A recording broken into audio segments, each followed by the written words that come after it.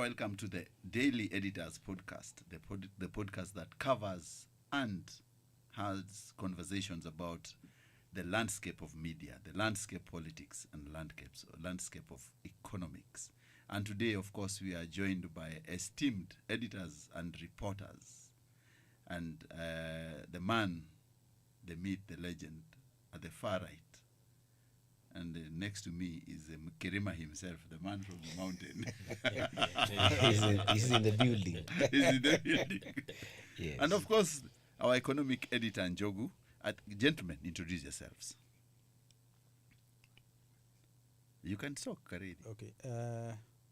Hello, everybody. Yes. My name is Amos Kareithi from the political desk. Welcome. The editor political desk. Karibu Kareithi. Hello, everyone. Yeah. Njogu. Sam Njogu, Uh-huh. editor economy. Uh-huh. Karibu Njogu. Yes, I'm Gachane. I'm a political reporter here at the Standard. No. Yes, sir. You see, today we want to start with economy. Mm-hmm. And I want you to tell us, how many parastatals do you know offhand? Okay, I know several because being a journalist, I must know of several corporations. Yeah. But that goes without saying that this week I have run of new other parastatals that I've never heard of. Like which one? The sesefry, something to do with sesefry. The transaminiasis. That word. And then there is another one called New Kenya Primate something. Yes. And we thank God for our good president because we never knew that some of those parastatals existed before. So we are happy. So this parastatals Njogu, Yes. Gachane has told us that he's learned new ones. There are others we never knew existed. Yes. And they want us to do something called a merger. How do these mergers come through? First of all, it's good to say that this has been a process that has been attempted by even the Uhuru government the first time. Yeah. You remember there was a task force that was appointed by Uhuru, led by Abdulkadir Mohammed. There have been attempts to consolidate these corporations to make them more efficient and to reduce the expenditure on the government. Now, the recommendation has been that some of them be done away with completely.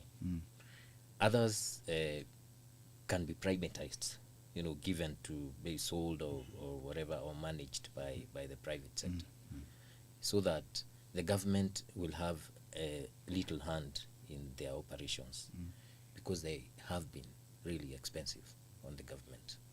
So possibly from now, because the cabinet has made the decision, then it will be now up to the privatization authority to go ahead and see how best to do what the cabinet has decided that will happen. Privatization and the merger of those corporations. And you say that Abdul Kadir had an outlay of very many parastatals when he was coming with this report. Yes. Some of them have very lucrative land behind them, Kareithi. Is there something people are seeing that we don't see in this whole scenario? In Kenya, you might take things for the face value, but there's some people who are actually looking at these parastatals as a gold mine to mine and do other things with them. Oh yes. You must remember that some of these parastatals have been quite there for some time, and they own huge chunks of land. Yeah. I'll give you the example of the numeric. Yes. The parastatal that once shown in the world by creating or trying to engineer the first car, the Nyayo Pioneer car. Yeah. Unfortunately, this parastatal owns a lot of land which has been encroached. If you have had an opportunity to go along Mombasa Road, just off the Nairobi Namanga Road, where they call Tafum, there's an entire slum dedicated that is situated on a land that is owned by the numeric, and I believe they have got also some prime pieces of land within the industrial area and other places. away from the numeric, of course, Jomo Kenyatta Foundation. When we were growing up, this JKL. is, yes, this is the JKF, yeah. foundation that we expected to bring school books through then Kenya Equipment Scheme. Kenya Equipment Schools, I think it was something like Kenya that. School Equipment Scheme. Yes. Yeah. And they used to bring books. You can imagine, besides books, they were doing very well in private business, like publishing autobiographies and books and even fiction. Now, you wonder what is going to happen to that publishing, because they were not only commissioning authors, employing editors and writers, but also had the equipment to publish. Now that it has been scrapped off, what happens? And of course, it was also being used to give bursary funds. I believe in their accounts they could be having some of these Substantial amount. some balances. Yes. What will happen to that? Yes. Of course, the shipping line. Yes. It must. Logic demands that they must have some Caprime beach plot somewhere, Yes. either in Kisumu, Dala, Yes. or at the coast. Yes. Who is going to own this? Because you cannot bury the parastatal Yes. together with the land. You cannot bury the parastatal together with the land. Yes, Kareithi is talking about the assets. Yes. These corporations and parastatals Yes. have assets. So who is going to benefit from those assets? And another pertinent question is that the legal implications, because most of these corporations are actually as a result of an act of parliament. They exist because there are laws that protects those state corporations. So, and remember, last year, around May, the president, through the cabinet, issued some of the management of these corporations. And the Law Society of Kenya went to court and they obtained orders stopping the implementation of the guidelines of these corporations. Now, the president has gone ahead to implement his decision that he gave on, you remember during the protest, for him to operate on a lean government.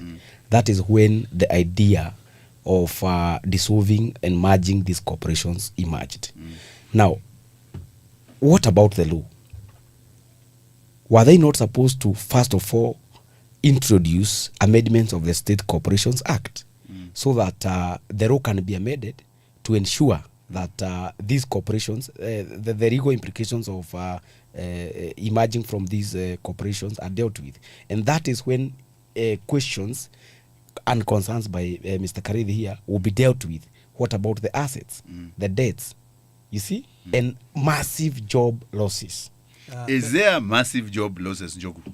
What Gachane is talking about? Definitely there'll be job losses, Yeah. despite the assurances by the government that everyone will be absorbed.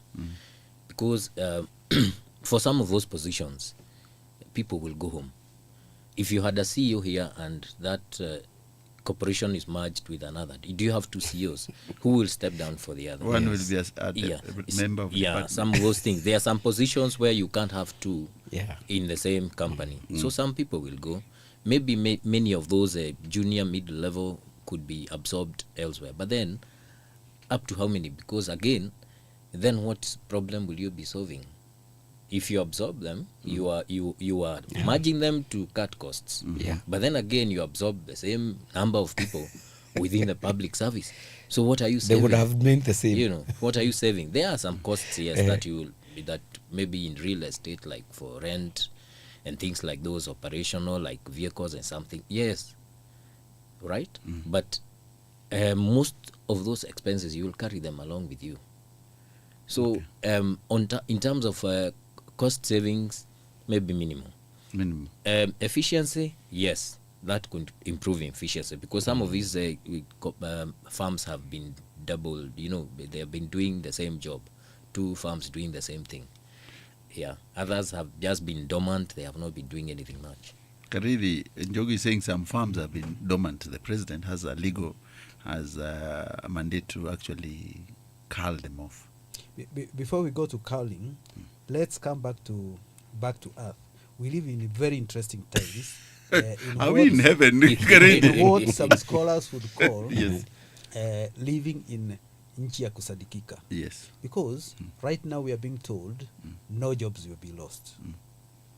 If no jobs are going to be lost, what is the essence of all this?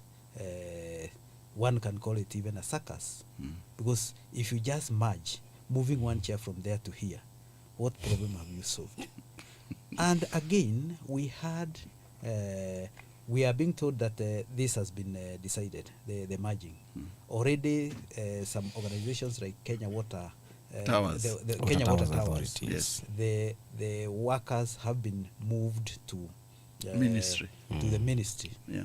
To the ministry, and they were supposed to, according to the cabinet brief, they were not supposed to go to the ministry. They were supposed to go to Kenya Forestry Service. So which is which?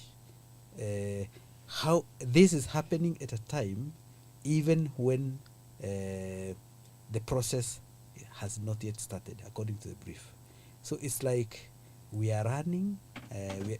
We have a situation where some things have been done, and the cabinet was just ratifying.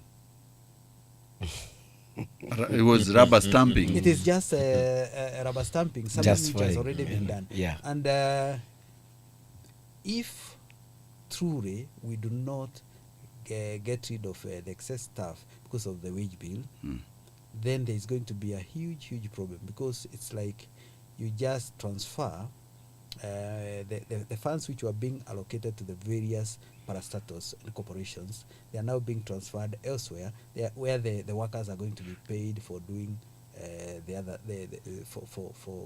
for meeting the recurrent expenditure.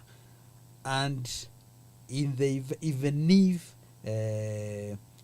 these people are going to be laid off, the government is not going to save in the short term. Why?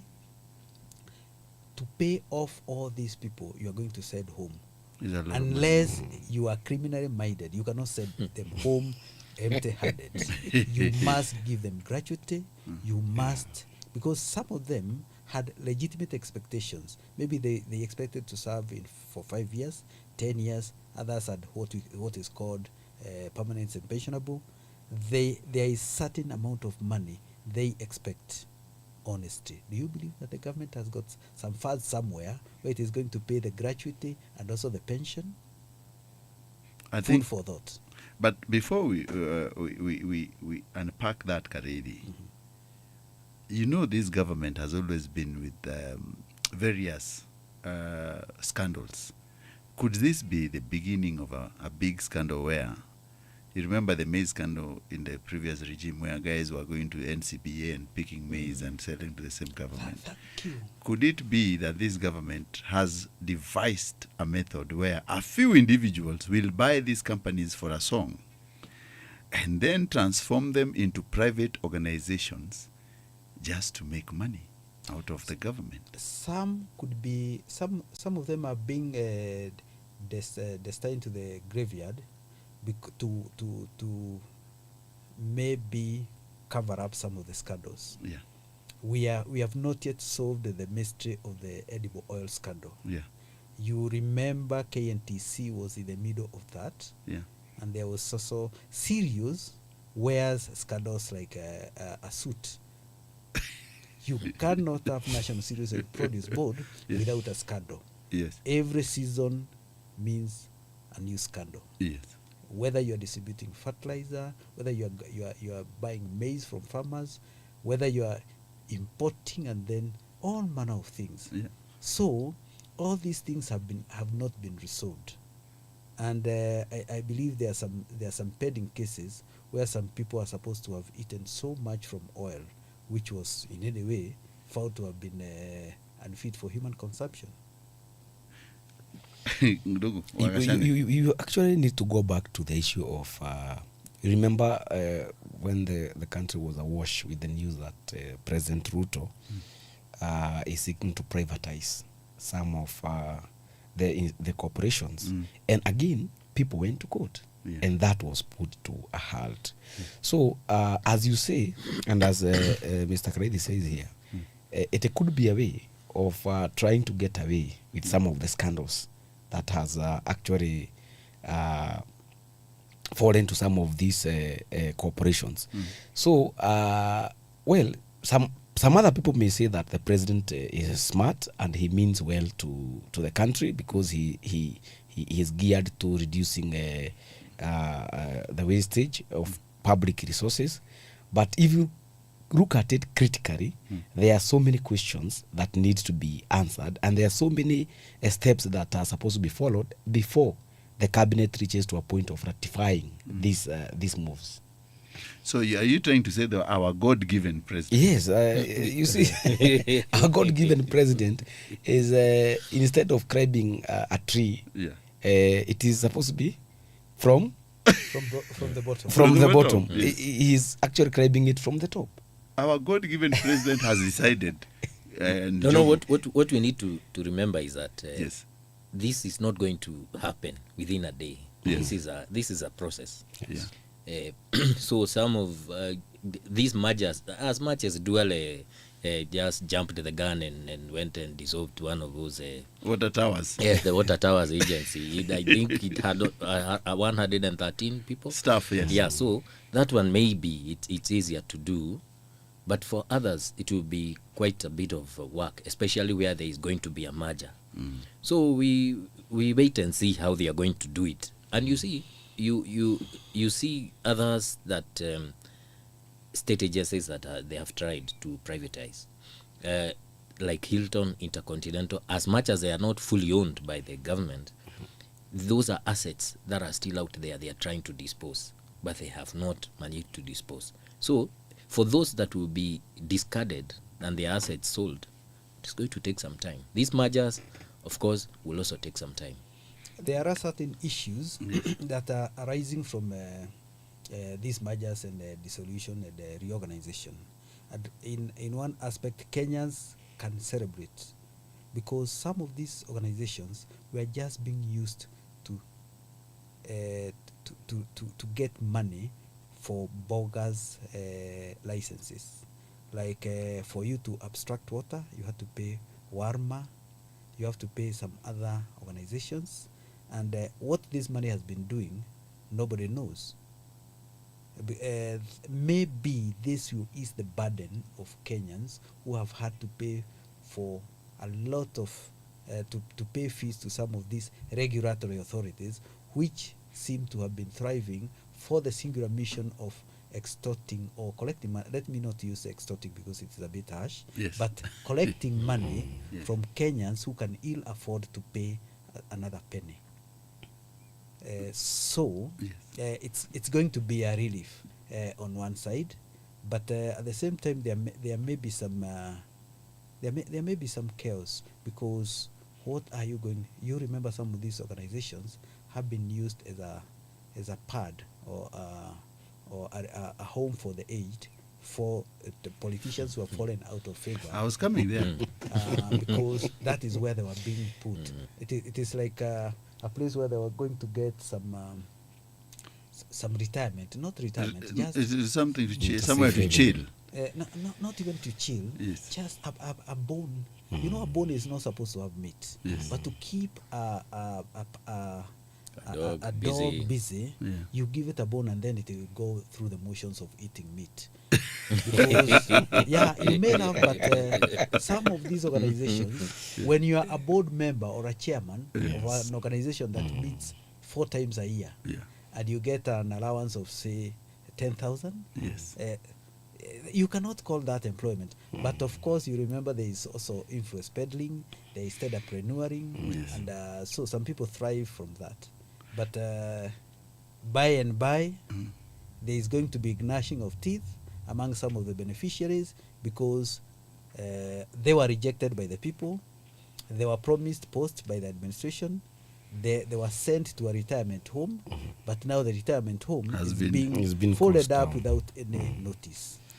And- And you see, the person who stands to lose Yes. is none other than the president. Because if that politician did not clinch his elective position, and then president promised him or her for that particular position, And then the president is now coming to fold that institution.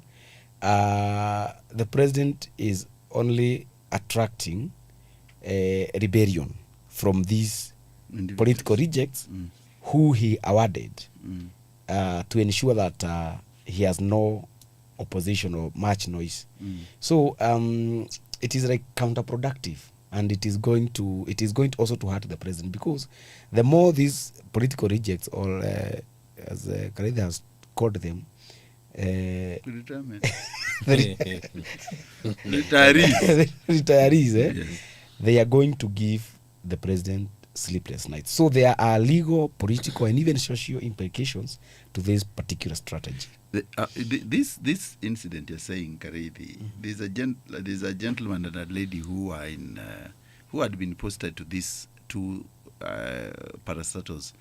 Two of them have said that they are not going. One is Aisha Jumwa, and the other one is Millicent Omanga, who declined to pick the position. Is it because she realized this thing, it's going to be folded up? Not really. It has got something to do with ego and, of course, the financial issues, because if you are appointed to chair a board or to be a member of a certain organization, you are supposed to be grateful to the president. But grateful for what? A bone that has been cleaned sweep?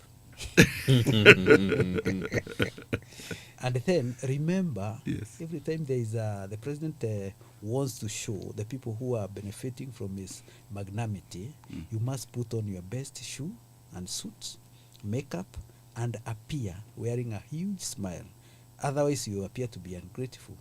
But in the meantime, if you are not corrupt, if you are not peddling influence, you'll be using your own money to appear in these public spaces.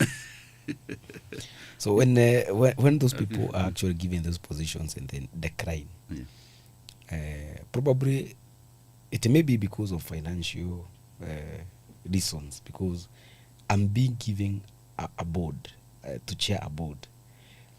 Now, if you look at somebody like Aisha Jumwa, he may look at that as a demotion, because you remember she was a CS, and then she's being given another position which has no meat. But the other interesting bit about it is, are these people usually consulted before they are given those Appointed. positions? Yeah. Because, I mean, this is an embarrassment to the Kenya Kwanza administration. I was actually having a tete-a-tete with Kareithi some days ago. I was telling him, you need to be producing the Kenya Gazette notice. You may find you are given the position kitambo ukue ICT director or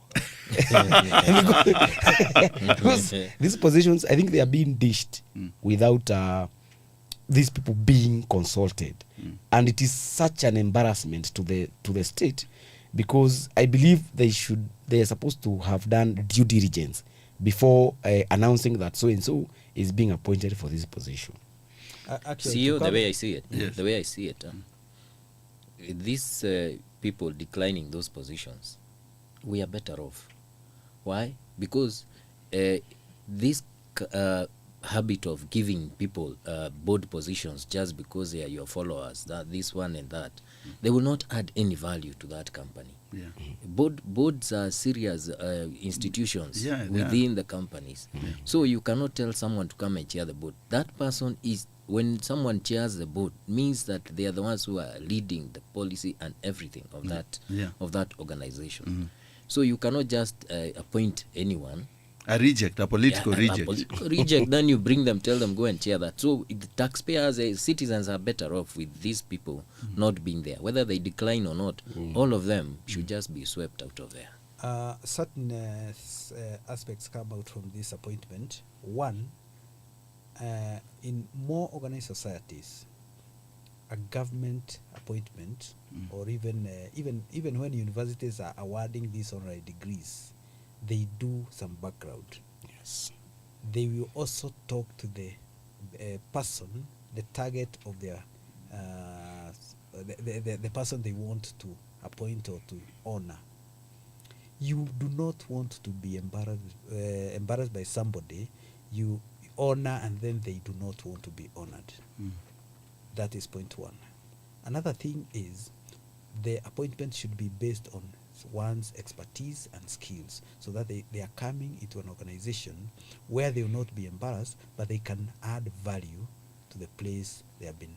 If you appoint somebody who is a school dropout to go and chair an architectural board, for example, and you are meeting engineers and you are supposed to be dealing with something that is very technical, that person can only end up being a puppet, or you just go there to claim the sitting allowance And or mileage. whatever allowance that may be there, and go home just nodding your head like a just like a puppet, because you cannot grasp the concepts and True. even the deliberation. You cannot even forget about being in charge of ordering the proceedings.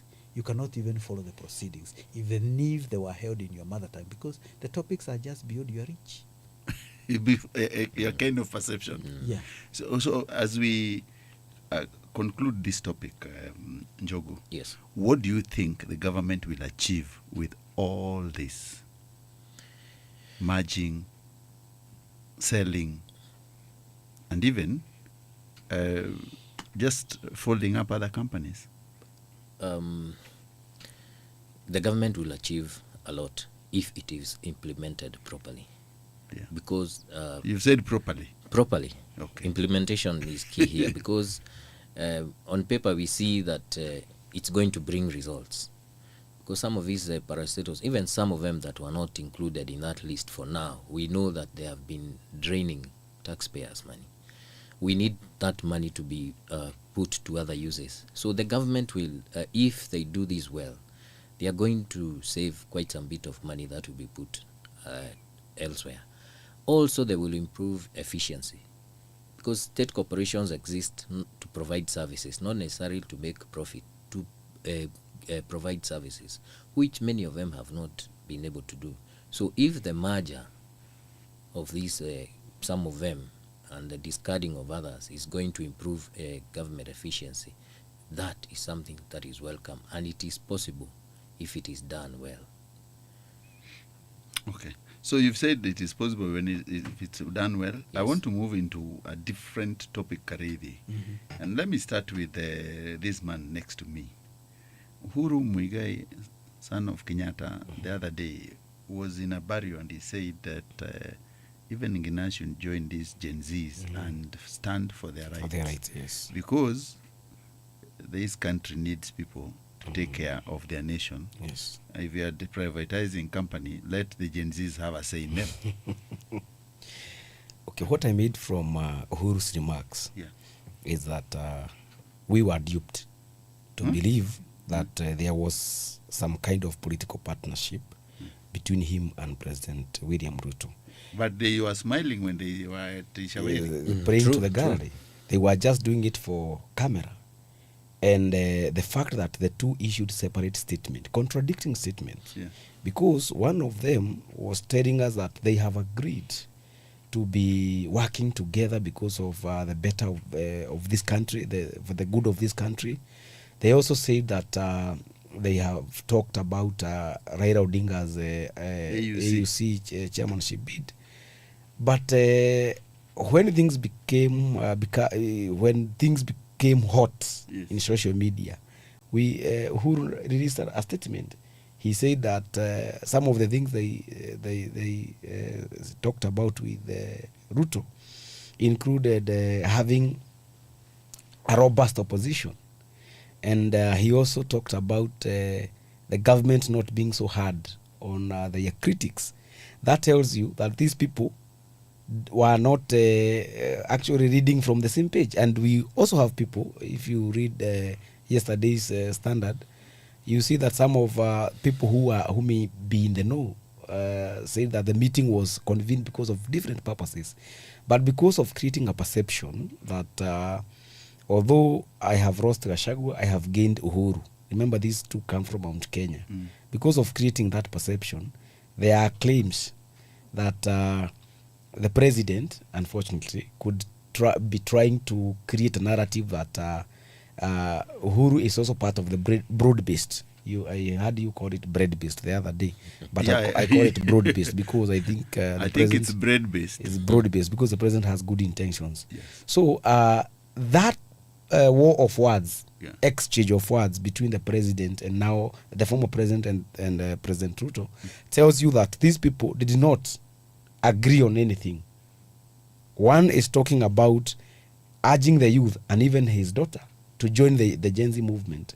The other is calling out the former president, telling him that you need not to incite the youth.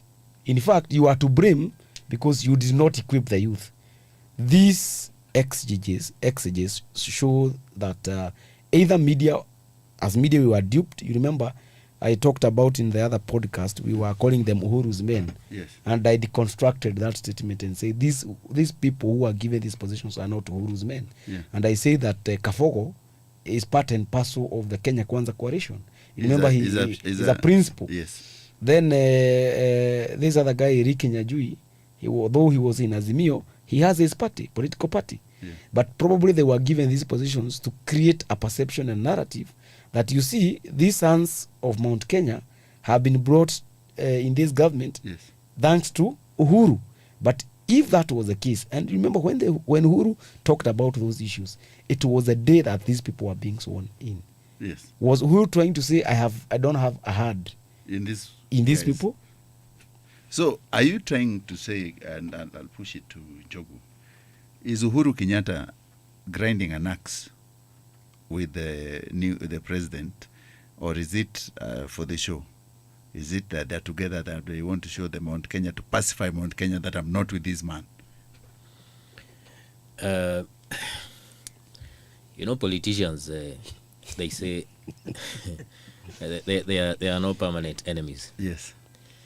The fact that Uhuru entertained Ruto at his home in Yes. Gatundu, Yes. not even in Nairobi or some Ishaweri, restaurant yes. somewhere. Ishaweri. Yes, Yes. you open your gate Yes. and door to someone. Yeah. Obviously, that means you want to hear what this man has to say, or you have something to tell him. Yeah. So there's something that they discussed, which they did not tell us. Yeah.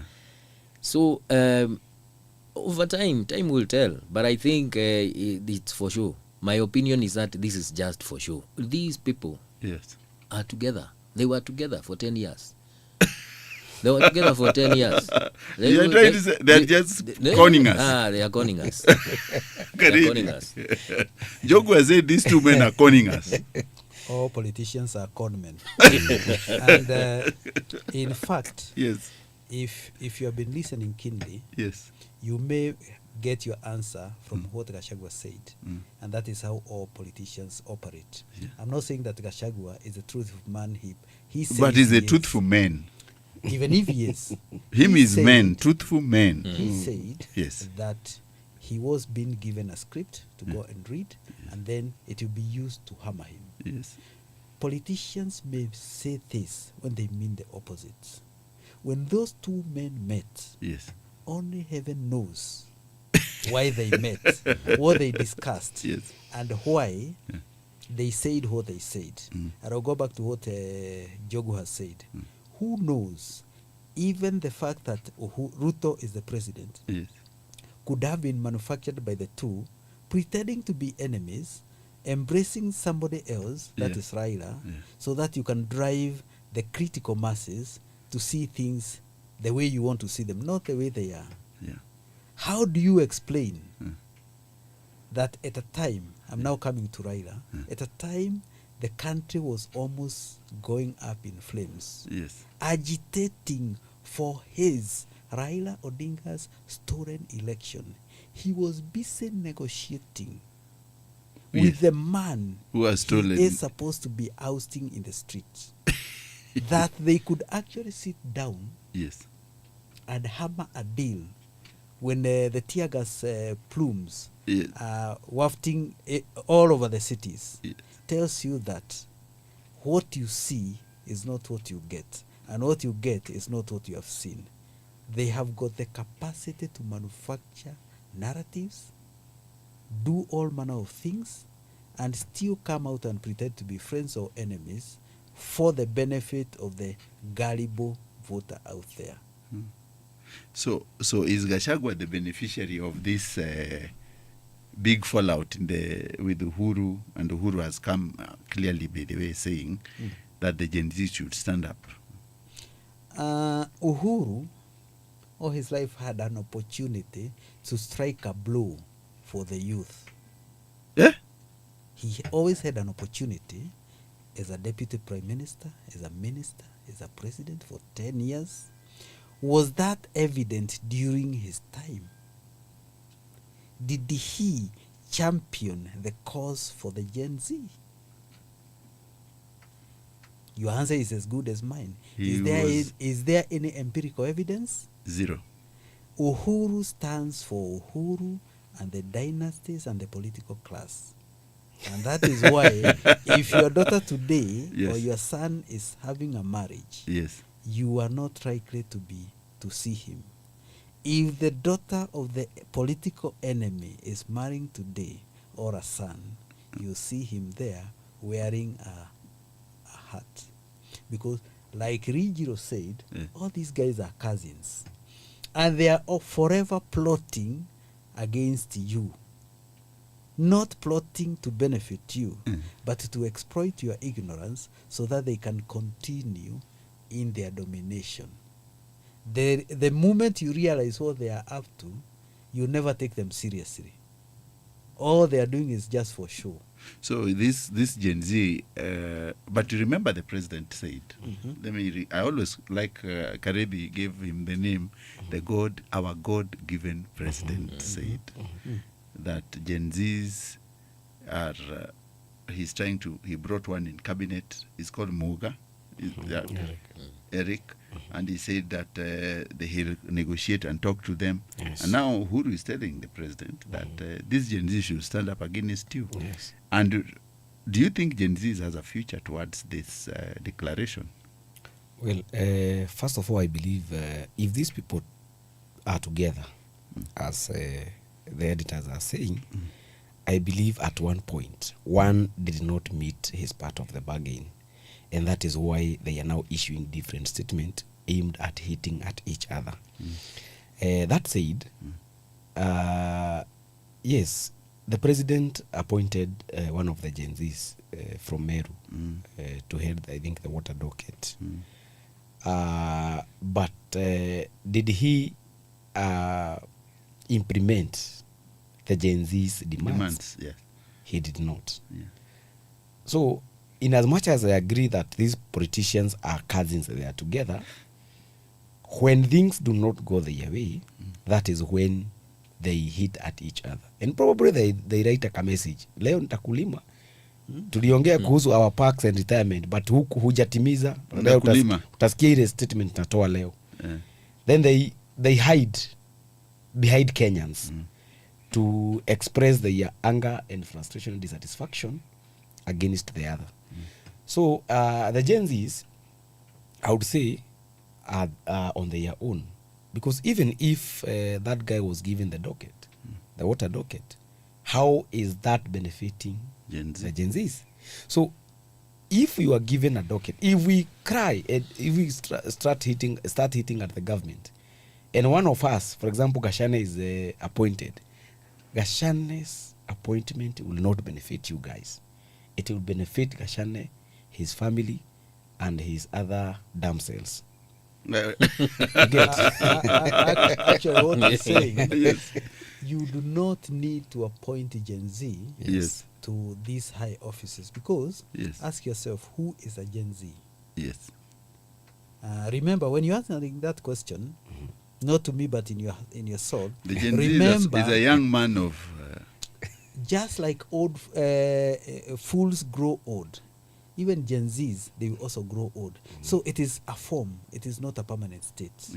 So what anybody who wants or who has the future of these young people at heart, what they need to do is to come up with policies and programs that favor young people, favor favor them and advance their causes, make it possible for them to go to school without a lot of fuss, make them get jobs when they are out, make them pay their loans, and start businesses, have policies that are friendly to people who are from, to use the political lingo, are hustlers, people who have nothing, but when they dare to dream, they can actually live to a day when their dreams can come true. Not because they know so and so, not because they are related to so and so, or they are dating so and so, but because they are determined, and the policies and the government is friendly or is supportive of their endeavor to make a life for themselves. But if you pick a Gen Z and place them on a higher office, that Gen Z within no time will start dressing, walking, eating, driving like a dynasty, and the cause will be lost. So the Gen Zs, finally, Njogu, we've seen Gen Zs have gone on social media to protest, and their protestations have been something out of this world. The caricaturing has been massive, and people have been detained, jailed, beaten, and some of them killed. But it is relentless. Is it the new form of dealing with the dynasty? These protests by the young people are not being taken seriously. And it is not now, even before the June 25 protests that were the biggest or the most deadly. These are pent-up things. Gen Zs don't have jobs, and it's not just them. They can see the struggle that their parents are going through. The economy is not working. They come out of school, there are no jobs. They can't even do business. They go to do business, taxation is there. Nobody is listening to them. And that is the most dangerous thing. Then, when they get an avenue where they can express themselves, you find that the state now is threatening to shut down the social media, because now some people cannot take criticism. Now, we are not saying that the manner of how they are protesting is good or bad. That is neither here nor there. But what we are saying is that every time they come up with a way of stopping these young people, they find a way to continue. You stop them on the streets, you shoot them, they go to social media. If you stop social media, they'll still go somewhere else. What needs to be done is to address these things that they keep saying. These are the problems that we are having. And possibly that one of those problems is for you to leave. Get out of government. Let someone else take this government. I am not advocating for that. I'm just saying that is what that is what they are saying. Njogu, Yes. you're saying a very pertinent statement there, that someone should leave The government. Are you saying the president should resign? Are you saying our God-given not president? talking about your God-given But anyway, president. I'm saying before our God-given president resigns, Kareithi, our God-given president seems to be very jittery with any caricature, more than even in the olden days. Are we caricaturing beyond expectation? And what? I think you have got the man from Sugoi wrong. Yes. He's not mad with the Gen Z Yes. because of the caricaturing. Yes. No, he can live with that. Yeah. What is making the president very mad, Yeah. and rightfully so, is because he's been unclothed before the international community. The Gen Zs have been able to undo all that the foreign trips did for the last 2 years. The flying president. He has been to very many capitals of the world, Yes. presenting himself in the country in a certain manner, looking for favorable treatment for the country. When they write to foreign missions, when they write to ICC, when they write to The King of Holland. royal families Yes. abroad, Yes. addressing them and pointing out what the president's perceived sins of omission and commission. Yes. And the president does not have an opportunity To defend respond. himself.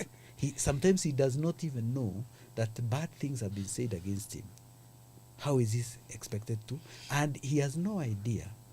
Nobody has an idea of how you can stem the flow of these Thousands of messages. adverse thoughts, Yeah.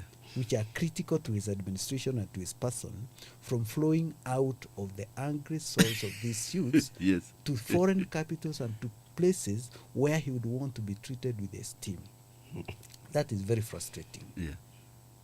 And that is why I don't know what he can do, but I think in a way he should be very thankful, or should appreciate that he can actually know what they are thinking.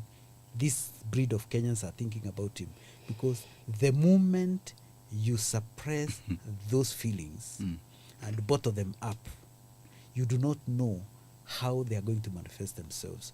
It is better when you know people are angry and why they are angry, so that you can address their anger and the causes of their anger, instead of trying to pretend that is things are okay. It is akin to what used to happen in the past, where the only panacea for every ailment in the village was a water drug ointment that was called GV. If you are cut, you apply GV. If your head is aching, maybe a creative mother would apply GV. Would that solve a cancer's wound? No. But when you know what you are actually ailing from, you can address it.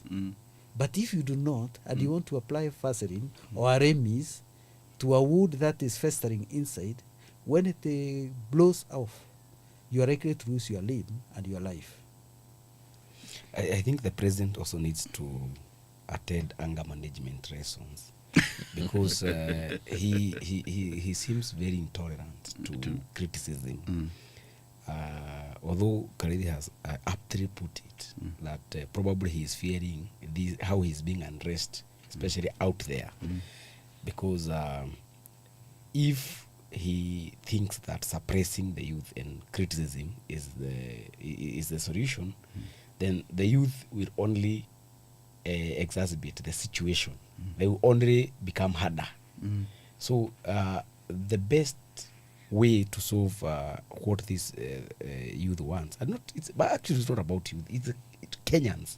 It's Kenyans from across the divide. What they want is an environment of where they can establish businesses.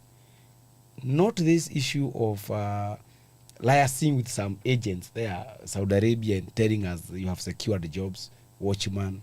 See, they want to work. They want a better environment where they can establish their businesses.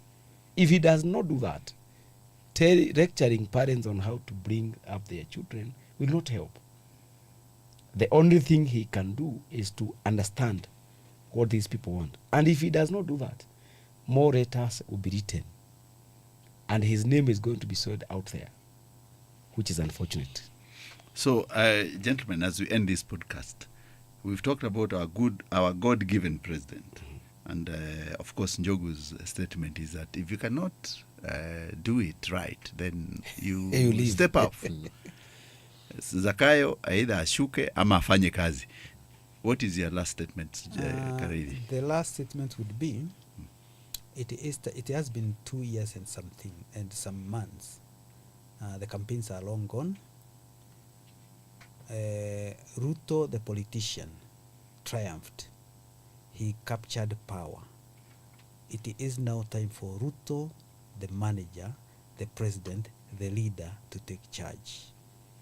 Go to the office, sit down, calmly write down what needs to be done, revisit the promises he made, and take them one by one.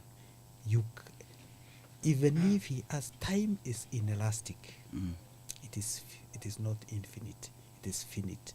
Even if Kenyans who are very, very, very patient with him and gave him more time, and he does not settle down to start doing that which he's supposed to be doing, even if he gets another 10 years, it will be 10 years of pain and tears for him and for the country. 5 years are enough for him to prove himself. if he takes every day and remember that one day gone can never be recalled. It is time to do what needs to be done to correct things which are wrong in the country, and sometimes you do not have to reinvent the wheel.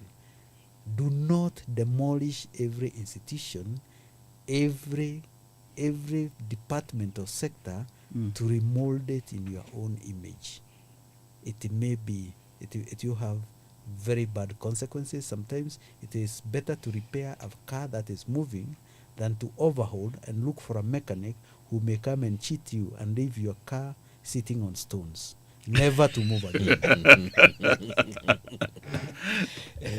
Hey, the car is on stones, never to move again. It is important for the country to be stable, Yeah. and to also for other people out there to have a perception that this country is stable. It is not helping any when a minister, a certain ministry, for example, has 3 cabinet secretaries in a year. It shows that either the person who is leading the country does not know what to do, or does not know how to choose the people to implement his policy. So, as Kareithi says, Ruto needs to sit down and look at what he needs to achieve within these 3 remaining years. Going around politicking and doing political rallies, what is coming out now is that the government, the people in government are not so keen on implementing anything. They have started campaigning for the next term. And then when they come to the next term, what happens in 2027? They'll start campaigning now for 2032. Is that how the country will move forward? This country, it has been said so many times, it's cliche. This country has huge potential. But the direction that we keep going is the opposite. Because the people that we entrust with the leadership do not do what they promise to do. People go out there to vote and they say, oh yeah, this man or this woman seems like they can do this. But then when they get to office, they don't even do a single thing that they promised to do. So the thing right now to do is to have a rethink. Why are people so angry? Why are the young people so angry? They are the majority in this country. Why are they so angry? And the Gen Zs are not just themselves. They represent everyone, the aged, the young, the unborn. Please, this government needs to just put its needs together. It needs to shape up. Yeah. Njogu and Gachane, our God-given president has spoken. Yes, I think even as we criticize this administration, we must know that the Bible tells us that authorities are God-given. That is the Bible. So even as we continue asking more from the government, we also need to give our president time to deliver. Because everybody is up in arms. We are not even seeing some of the good things that our God-given president has done. Look at the security. You guys, we cannot keep complaining. And the president, the country is safe. Yes. Our God-given president has given us security. Let's give it to him. Yes. The banditry, the security situation in Rift Valley, it's stable now. Yeah. And because of that, our people can engage freely. Yes. They have freedom. So let us, as we continue demanding more and asking for accountability from this government, let us also see the small things that, not even small, security situation is a very big issue that our good president has been able to contain. But be that as it may, the president should also reduce talking. He should understand the role of delegation. Yes. Does he delegate? He does not. So the president is the CS for interior. He is the one who knows the tea that is being prepared and are those government departments. So it is two-sided. Yeah. As we give the president time to deliver, let him also learn the role of delegation. Yes. And instead of Pakmadua, Pakbadika. Pakmadua is what? Sasa, yes, we have a CS today. Sometimes you cannot even know who is a CS for interior because inaweza kuwa ni Kindiki. Kesho, there was a CS, former CS alisema hivyo wa health, Nakumicha. She said this is a very interesting country. You sleep being a CS, tomorrow naamuka unapata wewe ni board members, you are switch institution. So let us kindly give the president time to deliver. Let us appreciate the good things they have done, but let the president also learn the role of delegation. Thank you, gentlemen. At least we've said that the president, our God-given president, must delegate and must also deliver, and he has delivered. But also the state corporations, we should not be sold for a song. It's true. Let's meet the next day. Tomorrow we discuss other topical issues.